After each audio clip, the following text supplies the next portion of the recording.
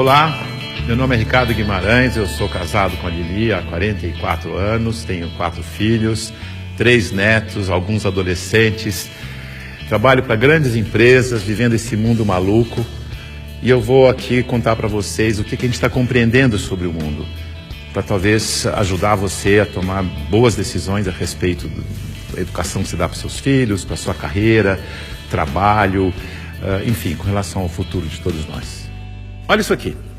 Esse desenho, ele significa o que está acontecendo com o mundo. Parece um cardiograma, mas não é um cardiograma. Ele mostra que tem um momento que as coisas estavam muito paradas, quase mortas, e começa a acelerar, e passa a ter uma animação, uma vida que não tinha antes. Tudo ficou acelerado. Sabe por quê? Por causa da tecnologia de informação e comunicação. Nessa fase, tinha pouca gente no mundo, e a tecnologia de informação e comunicação era muito rudimentar e cara. Telefone fixo no lugar, imagina. Demorava muito para as coisas acontecerem. O cenário era estável, quase parado, lento, previsível, controlável, simples. Acontecia uma coisa de cada vez. Nessa fase, criamos instituições com hierarquias poderosas que controlavam o mundo. E nós nos sentíamos muito seguros, porque tudo permanecia igual por muito tempo. O indivíduo se submetia ao grupo, abria mão da sua individualidade, aprendia a regra do jogo e a vida seguia em frente. Isso deu certo por um bom tempo. Aí, com mais gente no mundo e com uma tecnologia de informação e comunicação mais poderosa e mais barata, todo mundo tomando decisão o tempo todo, numa velocidade absurda, o mundo começou a ficar instável, dinâmico, rápido, imprevisível, transparente, fora de controle, complexo. E nessa dinâmica toda, além da instituição, surge um novo personagem muito poderoso. O indivíduo conectado em rede, que acessa tudo e a todos o tempo todo. Mobiliza pessoas, trabalha, produz conhecimento sem precisar das estruturas e da permissão das instituições. Aquelas instituições hierárquicas e controladoras estão tendo que aprender a lidar com esse novo cenário, com esse novo indivíduo mais conectado, mais livre, mais móvel, mais bem informado e crítico. O mundo mudou tanto que pessoas de muito sucesso naquele cenário estão tendo muita dificuldade para manter seus negócios e empregos nos dias de hoje. Eu vou contar a história de um executivo muito importante, de uma organização global, poderosa, que estava tendo problemas enormes. Prejuízo, perdendo o mercado em todos os países em que tinha operação. Tinha brigas políticas internas entre departamentos, entre regiões, escândalos públicos, corrupção no financeiro e tudo acontecendo ao mesmo tempo, com toda essa transparência ao vivo e a cores do tempo real. Esse grande executivo viu aquele cenário e disse: eu não dou conta dessa complexidade, dessa velocidade, dessa transparência toda. Eu me demito. Aqui está ele. É o nosso querido Bento. O Bento foi sucedido por um outro executivo, que parece que foi feito sob encomenda para lidar com essa época de tanta inovação, onde o indivíduo tem que ser mais autônomo, mais senhor de si, não se submeter à instituição, mas, pelo contrário, liderar a instituição. Chico aceitou o desafio. Aqui está ele, de um jeito fácil de comparar e ver a diferença entre ele e o Bento. Veja que o Bento está arcado, submetendo ao protocolo e às regras da instituição. O Chico está mais senhor de si. Para ele ajudar a igreja, ele tinha que mudar a igreja. Para mudar a igreja, ele tinha que criticar e propor novas maneiras de fazer as coisas. Porque do jeito que deu certo no passado, não era o jeito que ia dar certo no novo cenário. E ele começou a criticar e a mudar tudo usando o discernimento, o bom senso e os seus valores, que são os mesmos da instituição. A cadeira, por exemplo, ele pediu uma cadeira mais simples, mais leve, mais prática, que ele mesmo pudesse carregar. A roupa, uma roupa que fosse fácil de vestir, leve, simples e confortável. O discurso, ele não queria que alguém escrevesse o discurso para ele. Ele mesmo ia fazer o discurso com as palavras dele. E para ele estar sempre atualizado e poder falar à vontade, ele não ia ficar isolado no Palácio do Vaticano, num quarto de 300 metros quadrados. Escolheu morar no Palácio Santa Marta, num quarto de 30 metros quadrados, junto com os outros 400 padres e bispos que viajavam pelo mundo, e ele ia almoçar com esses padres e bispos para poder conversar, trocar ideias e saber o que estava acontecendo no mundo. Mandou tirar o vidro do Papa Móvel para poder falar com o povo.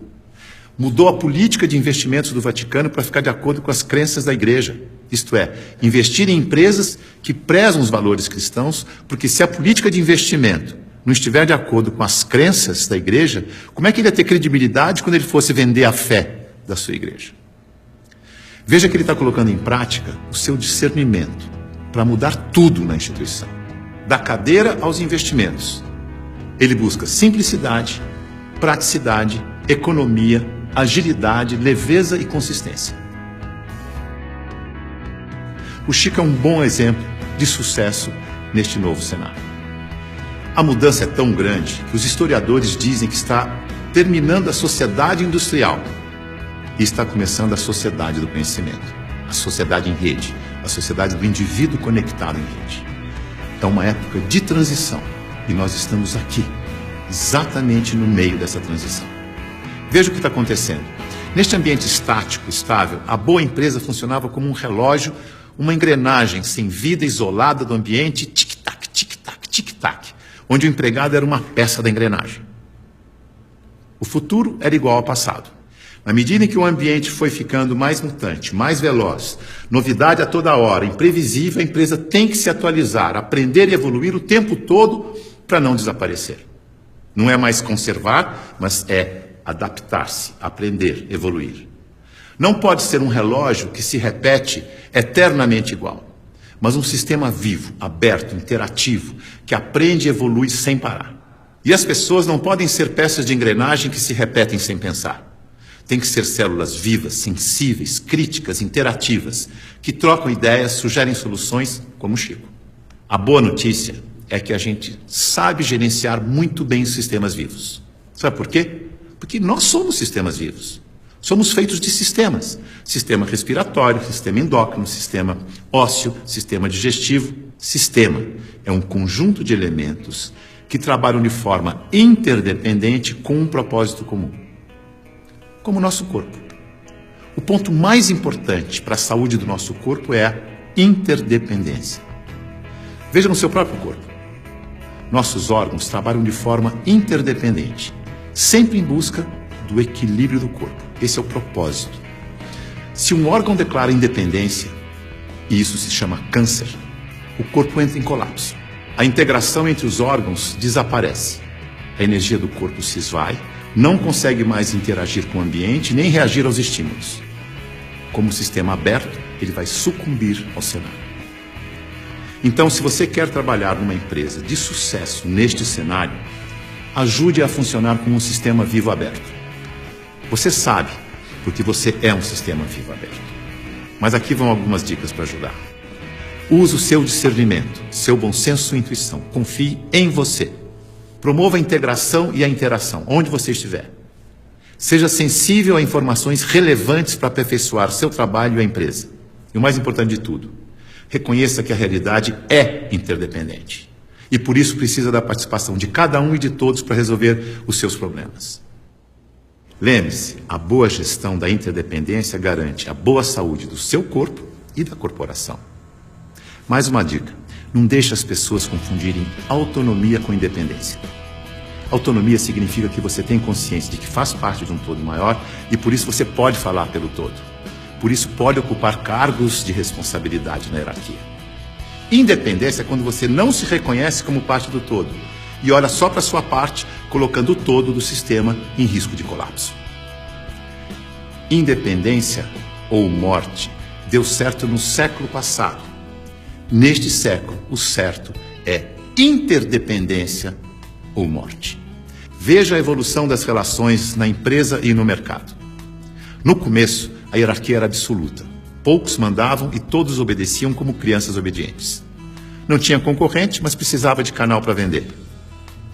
Depois, a empresa cresce, a hierarquia permanece, mas as áreas passam a ter seus chefes. As crianças ficaram jovens e, como jovens, andam em tribos. Nós versus eles. As áreas competem o tempo todo porque precisam se afirmar como jovens. Essa é a fase da independência ou morte. No mercado, o concorrente aparece e obriga a empresa a olhar para o consumidor. Hoje, a competição continua, mas vai ter que conviver com a cooperação para sobreviver nesse mundo mais veloz e mutante, em que a interdependência fica cada vez mais importante. Temos que amadurecer como indivíduos e olhar para o nosso interesse pessoal e do todo ao mesmo tempo. O Papa Chico, quando falou do meio ambiente na sua encíclica, ele não falou com os cristãos apenas. Ele falou com todos que vivem neste planeta, que ele chamou de a nossa casa. É isso aí. É nós. Junto e misturado. Essa é a real. Esse é o futuro, com as pessoas mais valorizadas, mais bem informadas e fazendo melhores escolhas para suas vidas. Boa sorte.